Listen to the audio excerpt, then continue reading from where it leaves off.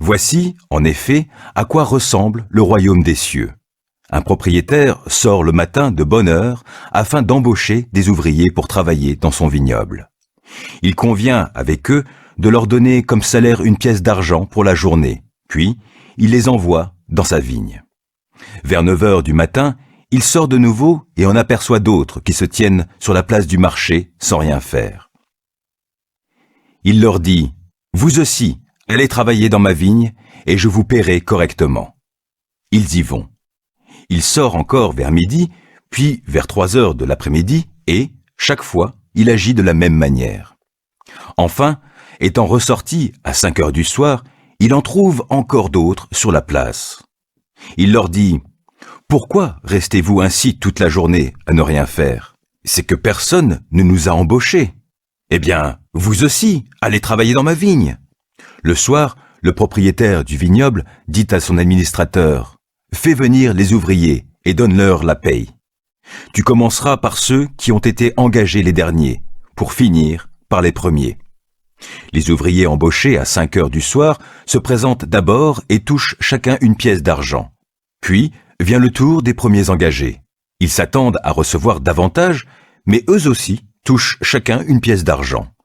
Lorsqu'ils la reçoivent, ils manifestent leur mécontentement à l'égard du propriétaire. « Ceux-là sont arrivés les derniers, disent-ils.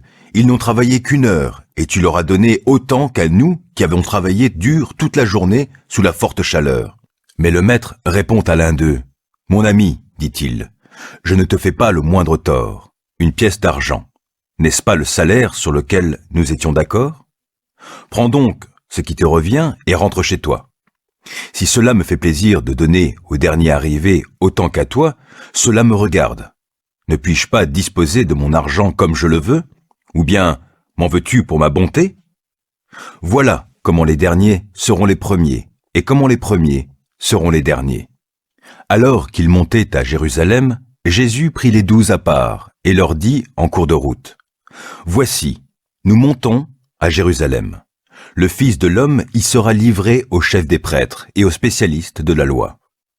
Ils le condamneront à mort et le remettront entre les mains des païens pour qu'ils se moquent de lui, le battent à coups de fouet et le clouent sur une croix. Puis, le 3e jour, il ressuscitera. » Alors, la femme de Zébédée s'approcha de Jésus avec ses fils. Elle se prosterna devant lui pour lui demander une faveur. « Que désires-tu » lui demanda-t-il. Elle lui répondit, « Voici mes 2 fils. Promets-moi de faire siéger l'un à ta droite, l'autre à ta gauche, dans ton royaume. » Jésus leur répondit, « Vous ne vous rendez pas compte de ce que vous demandez. Pouvez-vous boire la coupe que je vais boire? » « Oui, lui répondirent-ils, nous le pouvons. » Alors Jésus reprit, « Vous boirez, en effet, ma coupe, mais quant à siéger à ma droite ou à ma gauche, il ne m'appartient pas de vous l'accorder. Ces places reviendront à ceux pour qui mon Père les a préparées. » En entendant cela, les 10 autres s'indignèrent contre les 2 frères. Alors Jésus les appela tous auprès de lui et dit, « Vous savez ce qui se passe dans les nations. Les chefs politiques dominent sur leur peuple et les grands personnages font peser sur eux leur autorité. Qu'il n'en soit pas ainsi parmi vous. Au contraire, si quelqu'un veut être grand parmi vous, qu'il soit votre serviteur. Si quelqu'un veut être le premier parmi vous, qu'il soit votre esclave. Car, de même, le Fils de l'homme n'est pas venu pour se faire servir, mais pour servir et donner sa vie en rançon pour beaucoup. » Lorsqu'ils sortirent de Jéricho, une grande foule suivit Jésus. 2 aveugles étaient assis au bord du chemin. Quand ils entendirent que Jésus passait par là, ils se mirent à crier « Seigneur, fils de David, aie pitié de nous !» La foule les rabroua pour les faire taire, mais ils se mirent à crier de plus belle « Seigneur, fils de David, aie pitié de nous !» Jésus s'arrêta, les appela et leur demanda « Que voulez-vous que je fasse pour vous ?»